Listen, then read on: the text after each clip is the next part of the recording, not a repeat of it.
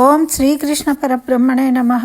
భగవద్గీత పారాయణానికి స్వాగతం సుస్వాగతం. అందరికీ నమస్కారం అండి. మనం భగవద్గీతలో 3వ అధ్యాయం కర్మయోగం దాంట్లో 18వ శ్లోకాన్ని వరకు తెలుసుకున్నామండి. ఈరోజు 19వ శ్లోకాన్ని తెలుసుకుందాం. అంతకుముందు 18వ శ్లోకంలో ఏం చెప్పాడు భగవంతుడు అంటే, అంతకుముందేమో కర్మలు ఎలా చేయాలి, నువ్వు ఎలా చేస్తే తరిస్తావు, కర్మలు చేయాల్సిన అవసరం ఏంటి అని చెప్పిండు. ఈ 18వ శ్లోకంలో ఏం చెప్తున్నాడు అంటే, మరి కర్మలు ఎవరు చేయకుండా ఉండరా, అందరు చేయాలంటున్నావు. మరి సాధు సన్యాసులు తపస్సు చేసుకుంటూ ఉంటారు కదా, వాళ్ళు కర్మలు చేయరు కదా అంటే, అట్టి ఆత్మజ్ఞాని కర్మలు చేయాల్సిన అవసరం లేదు. ఎందుకంటే ఆయన కోరికలు లేవు, కోరికలను త్యజించిండు, భౌతిక సుఖాలను త్యజించిండు. ఇవన్నీ త్యజించిన వాడికి కర్మలు ఏముంటాయి? కర్మలు ఉండవు. కాబట్టి వాళ్ళు కర్మ చేయకపోయినా ఏమీ ఉండదు, చేసినా ఏమి ఉండదు. వాళ్ళు అప్పుడప్పుడు వాళ్ళ ఇష్టపూర్వకంగా లోక కళ్యాణం కోసము కర్మలు చేస్తూ ఉంటారు, యజ్ఞ యాగాదులు చేస్తారు, లేకుంటే ప్రవచనాలు ఇస్తూ ఉంటారు జనారణ్యంలోకి వచ్చి, లేకుంటే వాళ్ళు హిమాలయ పర్వతాల దగ్గర పోయి తపస్సు చేసుకుంటారు. నిర్మానుష్య ప్రదేశంలో నదులకు ఒడ్డున ఆశ్రమాలు నిర్మించుకొని అక్కడ వాళ్ళు కర్మలు చేస్తూ ఉంటారు.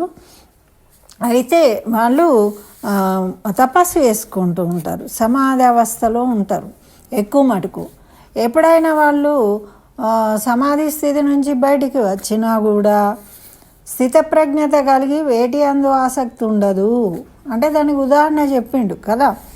ఇప్పుడు మనిషి ఒక కన్నుతోని ఒకటి ఏదైనా వస్తువును చూసినప్పుడు ఆహా అందంగా ఉంది అని ఎవరైనా అనుకుంటారు, బాగుంది అని అనుకోవడం తప్పు కాదు. కానీ ఆ బాగుంది అన్నది మనకు కావాలి అనేది కోరిక. ఆ కోరిక విపరీతమైనప్పుడు, అది తీరనప్పుడు మనకు అసంతృప్తి, కోపము, చిరాకు, ఇవన్నీ దాని వల్ల కలిగే ప్రభావాలు. అయితే మనం అక్కడే కనుక మనము దాని యొక్క అర్థాన్ని స్వీకరించకుండా త్యజించినట్టయితే మనకి ఏమి ఇబ్బంది ఉండదు, ఎప్పుడూ ఆనందంగానే ఉంటాం. మంచి వస్తువులను, అందమైన వస్తువులను చూడండి, ఆనందించండి, అంతే కదండి. మీకు లభించిన వాటితోని భుజించండి, ఆనందించండి. అలా ఉండగలుగుతారా? తెల్లారలేసి ఉప్పు లేదు, కారం లేదు, ఏం వండినా ఉడకలేదు, అది లేదు, ఇది లేదు, లేదు లేదు లేదు అనుకుంటూ చిరాకు పడుతూ ఎప్పుడు భార్యను తిడుతూ ఇట్లా మనము ఎన్నో పనులు చేస్తూ ఉంటాము.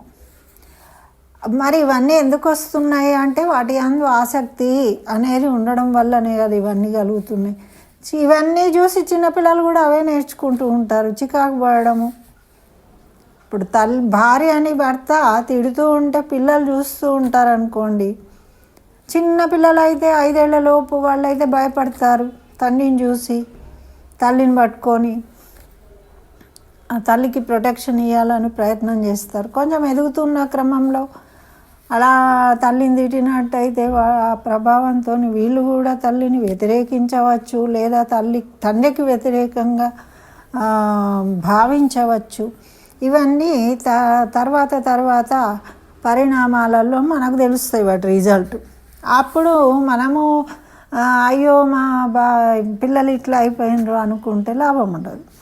కాబట్టి ఇవన్నీ కూడా ఎందుకు మరి చేస్తున్నాము అంటే, మన కర్మ భూమి, మనం భూమి మీద పుట్టినాము, కర్మలు చేయాలి. కర్మలు భూమి మీద పుట్టిన వాళ్ళు కూడా కొంతమంది చేయట్లేదు అంటే వాళ్ళు జ్ఞానులు కాబట్టి వాళ్ళు కర్మ చెయ్యరు. ఇప్పుడు రమణ మహర్షి ఏమంటారంటే, ఓ రోజు రుబ్బుతూ ఉన్నారట చట్నీ. రోజు అడుగుతారట, నేను రుబ్బుతారా కాసేపు అంటే, వద్దు మీరు రుబ్బడం ఏంటి అని వాళ్ళ శిష్యులు రుబ్బనియలేదట. అయితే ఏమంటున్నారు, వాడు రాకముందే ధన పోయి రుబ్బేస్తూ ఉన్నారట.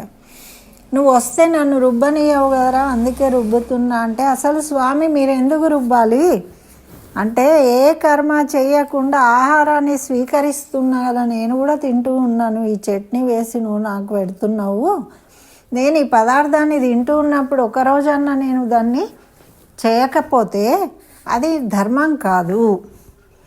ఏదైనా ఒక పని చేసి మనం ఆహారాన్ని తీసుకోవాలి. మనిషిగా కాళ్ళు చేతులు అన్నీ ఉన్నాయి కాబట్టి కర్మ చేయాలి. లేదు నువ్వు ఆహారం తీసుకోకుండా తపస్సు చేస్తున్నావు అంటే అప్పుడేం కాదు, నువ్వు చేయాల్సిన పని లేదు. అది తేడా మనం తెలుసుకోవాలి. మరి అంత ఇది ఉండగలుగుతామా? కొంతమంది ఏమంటారు, భగవంతుడు రాసింది అవుతుంది, బ్రహ్మరాత కాబట్టి భగవంతుడికి తెలియదా, మనకు మంచి చేయలేరు, ఆయననే చూసుకుంటాడు, ఆయననే చేస్తాడు అని ఊరుకోరాదు. మనకు కూడా కొంత పని ఉంటుంది, ఎవరు చేయాల్సిన పని వాళ్ళు చేయాలి. నువ్వు కర్మలు చేస్తూ ఫలాన్ని ఆశించకుండా భగవత్ కైంకర్యంగా మనం ధర్మంగా కర్మలు చేసినప్పుడు ఏమవుతుంది, ఫలాపేక్ష లేకుండా కర్మలు చేసినప్పుడు నువ్వు చూడు, కానీ దానికి కావాలని కోరుకోకు, నీ పని నువ్వు చేసుకో. నువ్వు చూడాల్సిన దాన్ని నువ్వు చూడు, నువ్వు ఏం చేయాలనుకున్నావో అది చెయ్యి. కానీ అది నీకు అనుకోకుండా కనిపించింది, ఎక్కడ ఏది కనిపిస్తే అది కావాలని దాని వెంట మనం పరిగెత్తితే మనం ఏం కోరుకున్నామో, మన జీవితం ఎందుకు, మనం పుట్టామో, మనం ఏం చేయాలి అనేది మర్చిపోతే ఎట్లా? ఇప్పుడు అర్జునుడు భూమి మీద పుట్టావు, అయ్యా నువ్వు అట్లా జ్ఞానిలాగా ఉండగలుగుతావు, మరి యుద్ధం ఎందుకు చేస్తున్నావు? యుద్ధం చేస్తాను వీళ్ళందరిని ఎందుకు పిలుచుకొచ్చినావు? మీ స్నేహితులను అందరినీ రండి యుద్ధానికి సాయము అని వీళ్ళందరినీ తీసుకొచ్చి ఇక్కడి నుంచో పెట్టినావు. నీ ధర్మంను యుద్ధం చేయాలి, ధర్మ యుద్ధం చేస్తా అన్నావు, నన్ను రమ్మన్నావు సాయానికి, వచ్చిన తర్వాత ఇప్పుడు నేను యుద్ధం బిచ్చం ఎత్తుకుంటా, వాళ్ళు కొడితే పడతా, నాకు అవసరం లేదు అంటే అది నీ ధర్మమా? కాదు కదా. అంటే నువ్వు చేయాల్సిన కర్మ నువ్వు చేయవలసిందే. నువ్వు ధర్మంగా కర్మలు చేసినప్పుడు నీ కర్మ బంధాలు ప్రక్షాళన అయిపోయి నువ్వు జ్ఞానాన్ని పొందుతావు, నీకు ఆత్మసంతృప్తి కలుగుతుంది. అప్పుడు జ్ఞానం కలగడం వల్ల నువ్వు జ్ఞాన మార్గంలోకి వెళ్తావు. అప్పుడు నువ్వు చేయాల్సిన కర్మలు చేయొచ్చు, లేకుంటే లేదు. అయితే తపస్సు చేసుకుంటూ కూర్చోవచ్చు, లేదు అంటే యజ్ఞాలు హోమాలు చేసుకుంటూ ఇతరులకు ప్రవచనాలు చెప్పుకుంటూ అలా కూడా ఉండవచ్చు. ఎలా ఉన్నా కూడా నీకు బాహ్యమైన విషయాల పట్ల ఆసక్తి లేదు, కోరిక లేదు, కాబట్టి నువ్వు తప్పకుండా కర్మలు చేయాలన్నది లేదు. అయితే ఈ విధంగా తెలియజేసిందనమాట మనకు 18వ శ్లోకంలో జ్ఞాని ఎలా ఉండాలి, మనం ఎలా ఉండాలి. మరి 19వ శ్లోకంలో ఏం చెప్తున్నారంటే, తస్మాద్ అసక్తః సతతం కార్యం కర్మ సమాచర అసక్తో హ్యచర స్కర్మ పరమాప్నోతి పురుషః. ఏం చేయాలి? నువ్వు ఫలాపేక్ష లేకుండా నువ్వు చేయవలసిన కర్మలు చెయ్యి. ఇప్పుడు జ్ఞానిలాగా నువ్వు ఉండలేవు కాబట్టి నువ్వేం చేయాలి? నువ్వు ఫలితాన్ని ఆశించకు. వీళ్ళు చేస్తారా, నాకు విజయం వస్తుందా రాదా, ఎవరు చెప్తారు, ఇదంతా ఎందుకు చేయాలా? నువ్వు పనే చేయకపోతే ఎట్లా? నీ కర్మబంధాలు ఎలా తొలగిపోతాయి? నువ్వు ఎందుకు పుట్టినవో ఆ పని నువ్వు చేయకపోతే నీ జన్మ వ్యర్థమైపోతుంది. మళ్ళీ ఇంకో రోజు పుట్టి మళ్ళా కర్మలు చేయవలసిందే. కాబట్టి చేయదగిన కర్మను చేస్తూ ఉండు. నువ్వు చేయాల్సినది ధర్మంగా ఏం చేయాలో ఆ కర్మలను నువ్వు చేయవలసిందే. అయితే ఆ కర్మలు చేస్తూ ఫలాన్ని ఆశించకుండా చేసినట్టయితే నువ్వు మోక్షానికి అర్హుడవుతావు. అంతేగాని నువ్వు చెయ్యను అంటే కుదరదయ్యా బాబు. నువ్వు పుట్టినవు, జన్మ తీసుకున్నావు, వీటన్నిటికీ రుణం ఉన్నావు కాబట్టి ఆ రుణాలు తీర్చుకోవడానికి నువ్వు కర్మలు చేయవలసిన, మనం చెప్పుకున్నాం కదా, దేవరుణము, పితృరుణము, ఇవన్నీ మన అంటే పుట్టుకను బట్టి మనకు ఎన్నెన్ని ఏ రకంగా తీర్చుకోవాలో ఆ రకంగా తీర్చుకోవాలి. ఒక రాజుకు ఉండే కర్మలు వేరే ఉంటాయి, ఆయనకి పెద్ద లెవెల్ ఉంటాయి కర్మలు. ఒక రాజు అక్కడ రాజ్యంలో ఉన్న ప్రజలందరికీ గురించి చేయవలసిన కర్మలు ఉంటాయి. ఇప్పుడు నరేంద్ర మోడీ గారు ఉన్నారు అంటే దేశ రక్షణ కోసం ఆయన నిర్ణయాలు తీసుకొని పని చేయవలసి ఉంటుంది. అట్లా నువ్వు ఫలాపేక్ష లేకుండా నువ్వు చేయదగిన కర్మను చేస్తూ ఉండు. ఫలాపేక్ష లేకుండా కర్మలు ఆచరిస్తే నువ్వు మోక్షాన్ని పొందుతావు. అట్లా కూడా నువ్వు పొందే అవకాశము ఉంటుంది. మరి జ్ఞాని అయిన వాడు నిత్యతృప్తుడు, నిత్యానంద స్వరూపుడు. ఆయన ఎప్పుడూ ఆనందంగా ఉంటాడు, తృప్తిగా ఉంటాడు. ఆయన ఆనందానికి కారణం ఏంటి అంటే ఆయన తృప్తి చెందడానికి ఆయన కోరికలను త్యజించిండు. విషయాల పట్ల ఆసక్తి అనేది లేదు ఆయనకు. అందుకని చెప్పి ఆయన ఉన్నదాంతో ఆనందంగా ఉండగలుగుతాడు అని మనకు ఈ శ్లోకం ద్వారా తెలియజేస్తూ ఉన్నారన్నమాట. నువ్వు విషయవాసనలను పట్టుకొనే ఉండి ఇంకా పిరికివాడిలాగా నీ ధర్మాన్ని నువ్వు నిర్వర్తించకుండా నువ్వు చేసేవి ఇంకా కర్మ బంధాలు కలుగుతున్నాయి నీకు. ఇప్పుడు నువ్వు యుద్ధం చేస్తా అని వీళ్ళందరినీ తీసుకొచ్చి ఇక్కడ నించోబెట్టినావు. పెట్టి ఇప్పుడు నేను యుద్ధం అంటే ఇప్పుడు ఇవన్నీ నువ్వు చేసిన ఇప్పటి వరకు చేసిన అన్నీ కూడా మళ్ళీ కర్మ బంధాలుగా నీకే వస్తాయి. నువ్వు చేయాల్సిన పని చేయకపోవడం వల్ల. అంటే ఉన్నాయి ఓడు కాదు, కొత్తవి మనకు బ్యాలెన్స్ అవుతాయి అన్నమాట, క్రెడిట్ అవుతూ ఉంటాయి. మరి ఈ విధంగా నువ్వు ఆలోచించవద్దు, నువ్వు పిరికివాడిలాగా ఉండవద్దు. మరి మనకు శిక్షణ ఇచ్చే గురువు ఉంటాడు. శిక్షణ ఇచ్చే గురువు ఏదో కొన్ని సంవత్సరాలు నేర్చుకుంటాడు. ఎన్ని సంవత్సరాలు నేర్చుకున్న ఆయనకి ఆ విద్య అబ్బలేదనుకోండి, అబ్బకపోతే అప్పుడు ఈయన ఇచ్చిన శిక్షణ అనేది వ్యర్థమవుతుంది. కానీ ఎన్ని రోజులైనా నేను నేర్చుకోలేకపోతున్నాను అని అనుకుంటూ ఉంటాడు. అంటే ఇప్పుడు అది తప్పు కాదు, నువ్వు గురువుగా నువ్వు చెప్పినావు, ఆయనకి స్వీకరించే అంత ఆయన సాధన చేసేంత చేసిండు. అట్లనే మన పిల్లలు కూడా వాళ్ళు చదవగలిగినంత చదువుతూ ఉంటారు, వాళ్ళు చేయగలిగినంత పని చేస్తూ ఉంటారు. వాళ్ళకి ఆ ఎనర్జీ లెవెల్ని పెంచడానికి మనం ప్రోత్సహిస్తూ వెళ్ళాలి. కానీ తెలివి తక్కువడా, దరిద్రుడా, నీకు చేత కాదా ఇంత కూడా, ఇట్లా మనము వాళ్ళని డిస్కరేజ్ చేసినాం అనుకోండి, వాళ్ళు ఆ చేసే 1%, 2% కూడా కర్మలు చేయలేరు.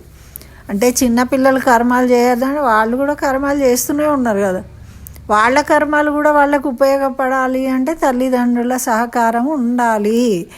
ఇప్పుడు మీరు కర్మలు సరిగా చేయకపోతే మీ పిల్లలు కూడా బాధితులవుతారు. అందుకే కదా పితృదేవతలకు మనము సరిగా చేయకపోతే వాళ్ళ పితృదోషాలు ఉంటాయి, మీకు అలా జరుగుతుంది, ఇలా జరుగుతుంది అంటే వాళ్ళు మనసు బాధతో వాళ్ళు మరణించారనుకోండి, ఆ బాధ అనేది ఎప్పుడు కూడా మనను వెంటబడుతుంది. ఇప్పుడు మనం ఏదైతే ఇబ్బంది పెట్టినామో ఎవరికైనా అది మనకు కూడా తెలుస్తుంది కదండి. ఇప్పుడు మనిషి చనిపోయినాక మనం అనుకుంటాము, ఇప్పుడు ఎవరైనా కూడా వాళ్ళ అడుగుజాడల్లో నడుస్తున్నారు అంటే అడుగుజాడల్లో అంటే అడుగు తీసి వేస్తే ఆ అడుగులో అడుగు వేసుకుంటూ పోవడం అన్నది కాదు. ఇప్పుడు మనము మన తండ్రి 60 సంవత్సరాలు ఉన్నప్పుడు మీకు 30 సంవత్సరాలు ఉన్నప్పుడు ఒకే రకమైన పరిస్థితి ఉండదు. తండ్రి 30 సంవత్సరాల వయసులో ఏమి ఉన్నదో తెలుసు ఆయనకి, కాబట్టి ఆయన అనుభవంతో నీకు చెప్తాడు. చెప్తే నువ్వు చేసినవా తెలివికి నువ్వు నాకేం చెప్తున్నావు అనకూడదు. ఆయనకి చెయ్యని వల్ల నష్టం ఏంటి, చేసినందువల్ల లాభం ఏంటి అనే జ్ఞానం ఆయనకు ఉన్నది, కాబట్టి నీకు చెప్పే యోగ్యత ఉన్నది. ఆయన సక్సెస్ అయినా కాకున్నా ఆయన నీకు చెప్పాలి. అది చెప్పడం ఆయన ధర్మం, వినడం కొడుకు ధర్మం. విని బాగుపడతాడా చెడిపోతాడా అన్నది తర్వాత, కానీ తండ్రిగా నువ్వు చెప్పాల్సిన ధర్మాన్ని నువ్వు నిర్వర్తించాలి. అనని వినేటట్టుగా చేయడానికి నువ్వు ఎప్పుడు కూడా దాన్ని విషయాన్ని చెప్తూ ఉండాలి. ఆయన తిట్టినా సరే నువ్వు చెప్పాలి, నీ ధర్మం. అట్లా ఎవరి ధర్మాన్ని వాళ్ళు నిర్వర్తించినప్పుడు బాధే ఉండదు. ఇప్పుడు ఈ వీడు తండ్రి చెప్పిన మాటలు వింటూ దాన్ని ఫాలో అవుతూ కష్టము సుఖము తెలుసుకొని నేటి పరిస్థితులకు అనుకూలంగా ముందుకు వెళ్తాడు అనుకోండి, ఈయన కూడా బాగుపడతాడు, తరిస్తాడు, ఆయన తండ్రి కూడా తరిస్తాడు. వీడు వినలేదనుకోండి, వీడు పాడైపోతే తండ్రికి కూడా ఉత్తమ గతులు కలగవు. ఎందుకు అంటే ఆయన చెప్పలేదు, చెప్పకపోతే ఈయన చేయలేదు, అప్పుడు ఇద్దరికీ కూడా ఉత్తమ గతులు కలగవు. ఎందుకు మోక్షం పొందేది ఉండదు. ఎందుకు నువ్వు చేయాల్సిన ధర్మాన్ని చెయ్యలేవు. ఇప్పుడు కొడుకు వెంటనే నువ్వు చెప్పంగానే బిడ్డ వెంటనే వచ్చి కాళ్ళు మొక్కి అబ్బా నాన్న ఎంత మంచిగా చెప్పినావు నువ్వు అనాలి అని నువ్వు ఆశ పడవద్దు. ఆశ పడకుండా వాళ్ళు విన్నా వినకపోయినా నీ ధర్మము నువ్వు అనుభవించావు కాబట్టి నువ్వు దాన్ని చెప్పవలసిందే. ఇక్కడ క్లారిటీ తెచ్చుకోవాలి అందరు. మనము ఫలాపేక్ష ఏముందండి, మనం వాళ్ళ కోసమే చెప్తున్నాం కదంటే వాళ్ళ కోసం చెప్తున్నావు అని అర్థం చేసుకోవలసింది వాళ్ళు. నువ్వు చెప్పేది ఎందుకు చెప్తున్నావు, నీ ధర్మం. నువ్వు కన్నావు కాబట్టి నువ్వు మంచి మార్గాన్ని నువ్వు ఈ అనుభవాన్ని నువ్వు చెప్పవలసిన ధర్మం నీకు ఉంది కాబట్టి నువ్వు చెప్తున్నావు. అంతేగాని చెప్పినంత మాత్రాన విని నిన్ను గౌరవించాలి, వెంటనే వాళ్ళు చెయ్యాలి అని నువ్వు ఆశపడకూడదు. అలా ఆశపడము ఫలాన్ని ఆపేక్షించడం.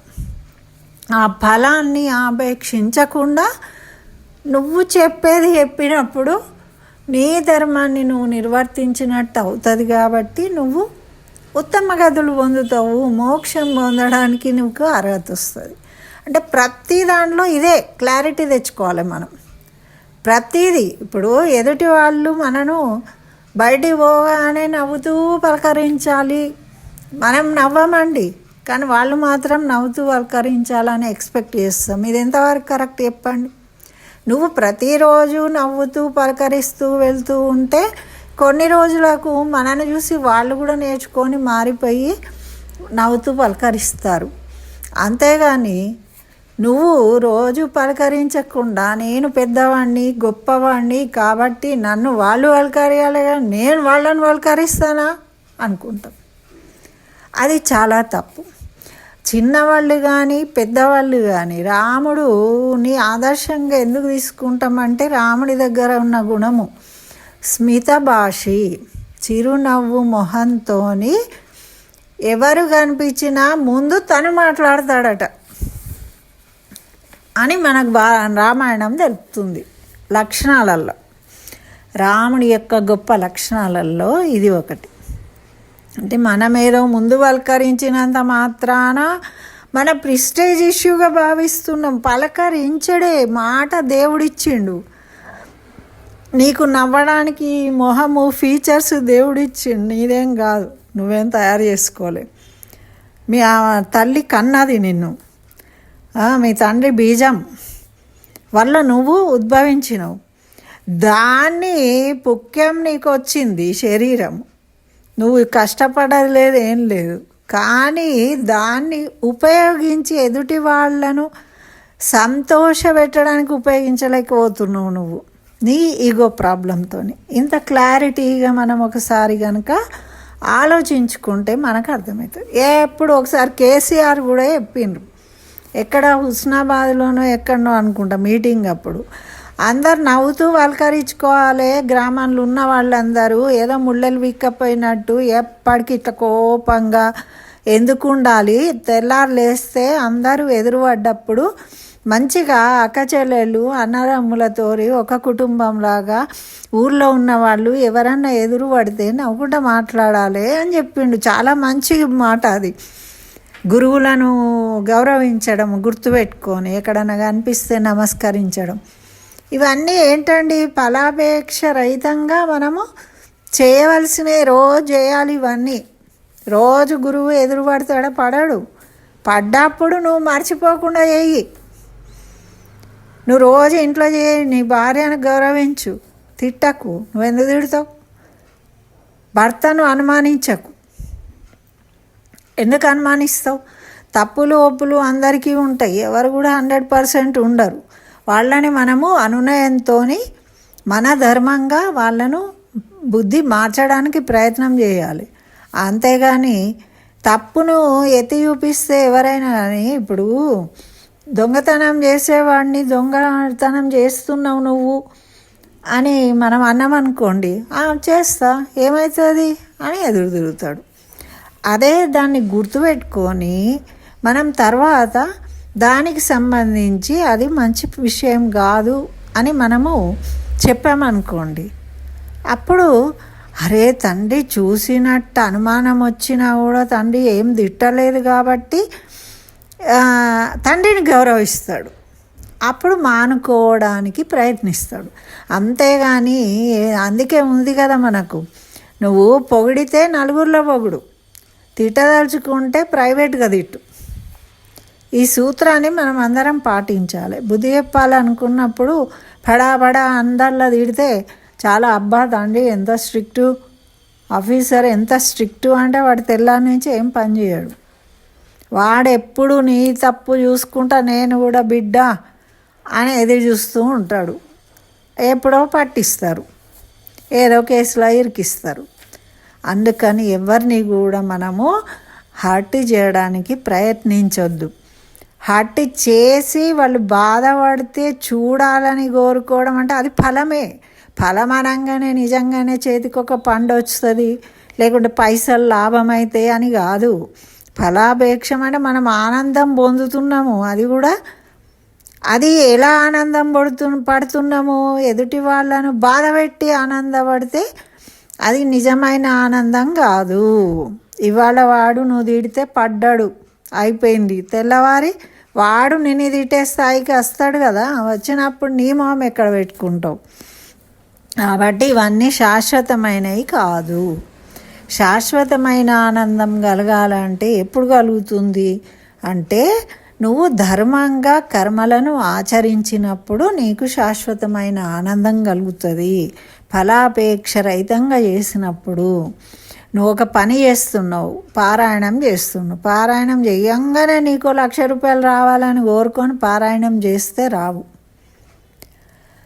నువ్వు పారాయణం చేస్తూ చేస్తూ ఏదైనా ఇన్స్టెంట్గా రాదండి.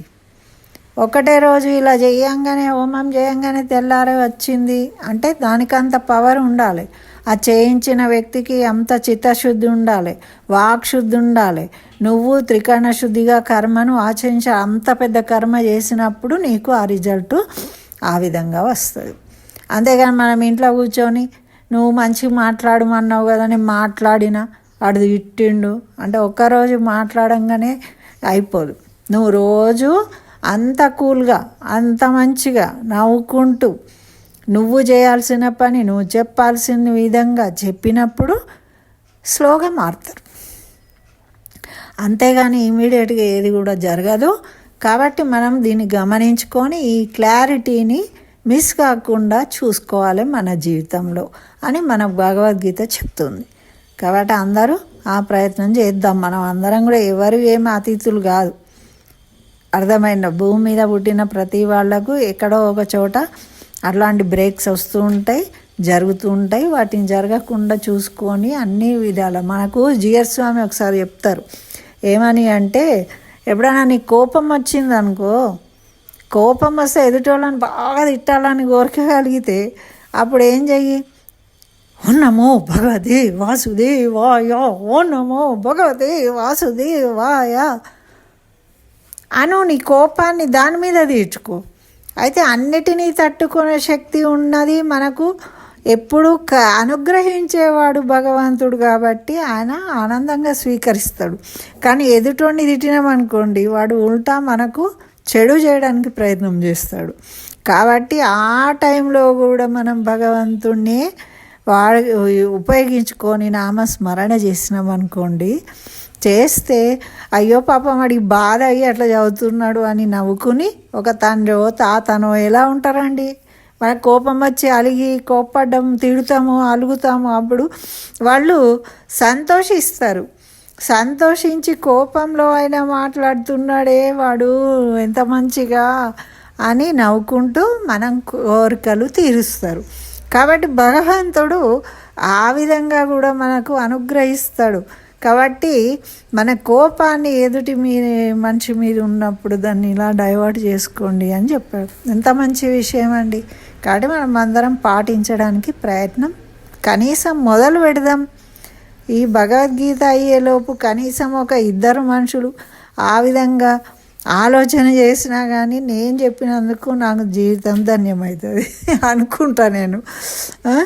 కాబట్టి తప్పకుండా లైక్ చేయండి.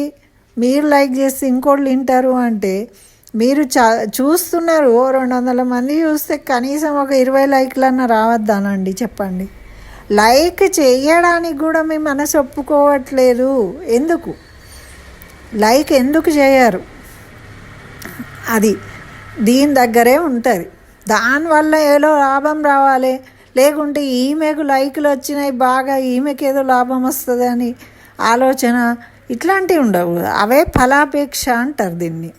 మనం ఏది చేసినా కూడా అదేదో అప్పులప్పారావు సినిమాలు ఉన్నట్టు నేను నాలుకను కూడా వట్టిగా అనవసరంగా బట్టలు కూడా అని పేపర్లు కట్టుకొని తిరుగుతాడు. మరి మనం అట్లా ఉండలేం కదండి. కాబట్టి కొన్నిటి దగ్గరైనా మనం ఖర్చు పెట్టట్లేదు, మనం మంచి ఆలోచనతోని చేసే పనులు ఉంటాయి, కనీసం అవన్నీ చేయాలి కదా.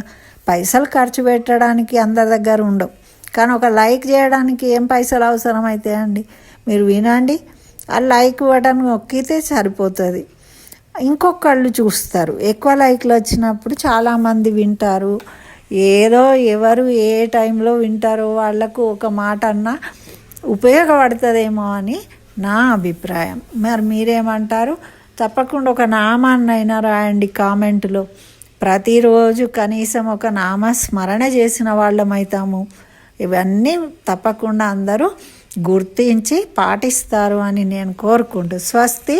సర్వం శ్రీకృష్ణ చరణారవిందార్పణమస్తు.